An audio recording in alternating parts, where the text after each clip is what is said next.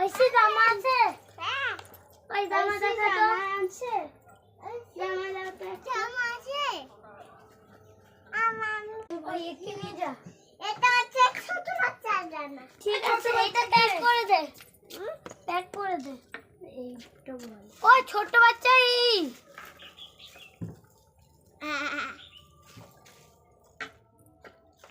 ভাই ভিডিও বানাচ্ছি গো এই দে জামা দে জামা ওই কি আমাকে একটা জামা দে কত টাকা হয়েছে?